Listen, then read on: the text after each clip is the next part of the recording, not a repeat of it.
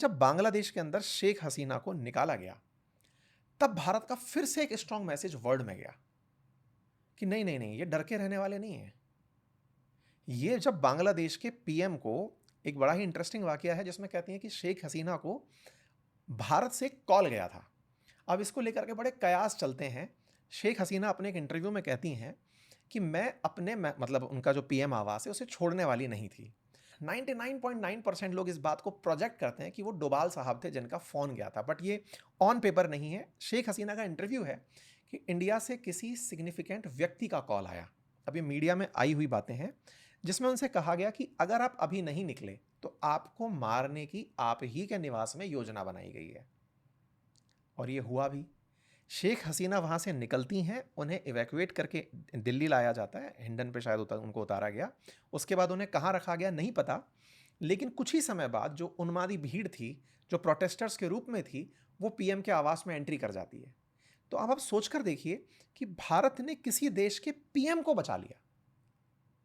तो हम कितना सटीक तरीके से दूसरे देश को ऑब्जर्व करते चल रहे थे। हमारी इंटेलिजेंस कितनी जबरदस्त थी कि हमें आधा घंटे बाद की भी सूचना थी। एक लेयर डीपर जाते, may be conspiracy theory zone में, यहाँ पपेट मास्टर कौन है ये बांग्लादेश के रेवोल्यूशन के पीछे? इसका डिटेल आंसर है और शॉर्ट आंसर है। शॉर्ट पहले दीजिए। शॉर्ट आंसर पहले ये है कि ये पूरा अमेरिका का किया हुआ है। ओके, ठीक है। अमेरिका और पाकिस्तान और चाइना ये अपने हितों के लिए बांग्लादेश को भारत के खिलाफ यूज कर रहे हैं। ये तो शॉर्ट आंसर है। वन लेयर डीपर, अमेरिका यानी कि ट्रम्प या so called deep state? Deep state.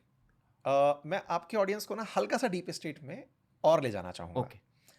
Deep state है क्या, सुनते हम बहुत बार हैं, लेकिन हम कभी उस पर रियलाइजेशन करते नहीं है, क्योंकि हमें ऐसा लगता है कि ये बाइडेन चाहते थे या ट्रंप चाहते थे। बाइडेन चाहते थे लेकिन ट्रंप नहीं चाहते, ट्रंप चाहते थे बाइडेन नहीं चाहते। ऐसा होता ही नहीं है।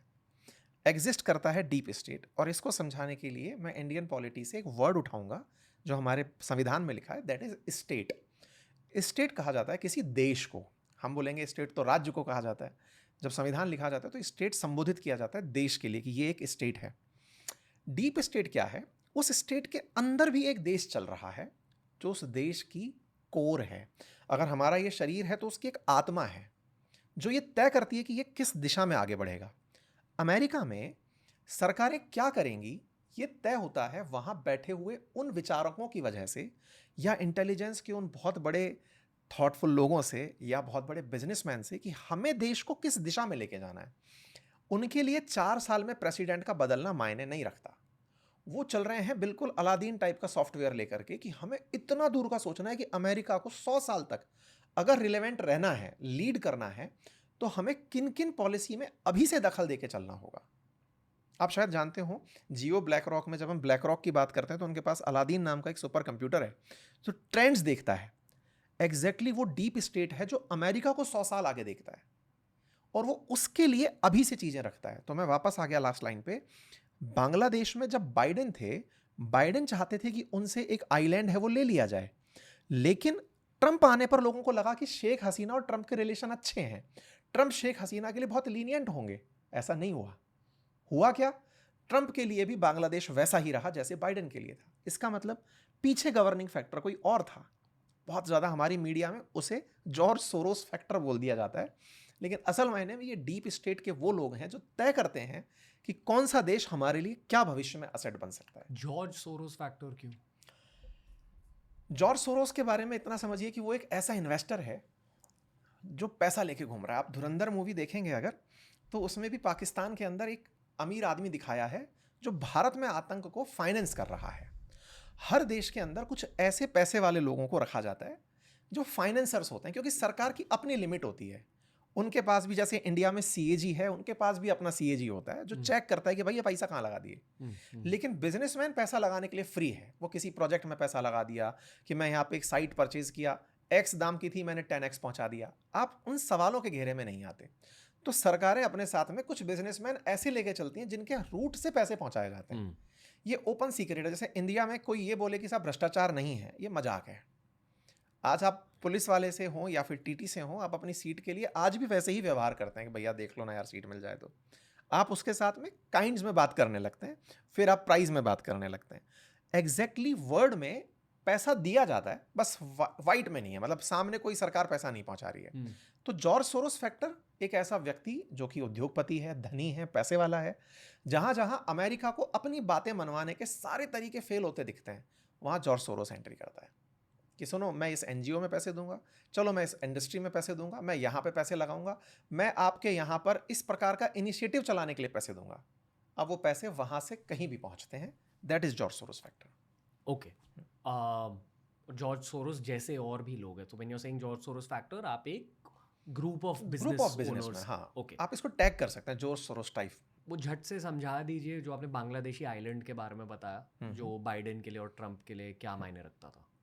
देखिए, एक आइलैंड बांग्लादेश के किनारे बंगाल की खाड़ी में अमेरिका लंबे समय से चाहता है, क्योंकि बे ऑफ बंगाल को अगर आप ध्यान से देखेंगे, यहाँ अमेरिका का कोई भी बेस नहीं है। यहाँ लॉजिक ये है कि जो देश ओशंस को कंट्रोल करता है, वाटर्स को कंट्रोल करता है। मैं एक फैक्ट और ऐड करूं, अमेरिका 80 कंट्री में 750 बेसेस रखता है। अगर 80 कंट्रीज में 750 बेसेस हैं और वो वर्ल्ड पर अपनी पकड़ बनाने के लिए, मैं और एक स्टेप अंदर जाता हूं, हार्ड पावर और सॉफ्ट पावर में जो देश किसी देश को फोर्स के दम पर कंट्रोल कर सके, दैट इज हार्ड पावर, और जो कल्चर के दम पर कर सके वो सॉफ्ट पावर। अमेरिका फोर्स के दम पे, पैसे के दम पे वर्ल्ड को कंट्रोल करता है, और वो सबको साफ दिखता है, या तो मेरी बात मान लो, नहीं तो टैरिफ लगा दूंगा, बात मान लो, नहीं तो फोर्सेस भेज दूंगा। ऐसी स्थिति में बंगाल की खाड़ी, बे ऑफ बंगाल, जहां पे बांग्लादेश एक तरफ है, म्यांमार एक तरफ है, बड़ा हिस्सा इंडिया का है, इस एरिया में अमेरिका है ही नहीं। तो उसे यहां पर एक आइलैंड चाहिए था जो कि बांग्लादेश के बिल्कुल दक्षिण में ही है। उस आइलैंड का नाम सेंट मार्टिन है। उस सेंट मार्टिन आइलैंड को इन्होंने मांगा कि हमें यह आइलैंड दे दो, इससे हम बहुत कुछ कर जाएंगे। हम इंडिया के नॉर्थ ईस्ट पर कंट्रोल कर लेंगे, म्यांमार पर कंट्रोल कर लेंगे। जैसा मैंने कहा, इंडिया उनका मित्र है, लेकिन वो कैलकुलेशन, परम्यूटेशन, कॉम्बिनेशन में 100 साल आगे लेके चल रहे हैं कि एक दिन जब ये दूसरी पावर बनेगा, वर्ल्ड के अंदर इकोनॉमी में इतनी बड़ी पावर बन जाएगा कि ये हमें टक्कर देगा। चाइना भी कभी सोचा थोड़ी होगा अमेरिकियों ने। अमेरिका तो अमेरिका को भारत दिख रहा है ना कि वापस आता जा रहा है ये।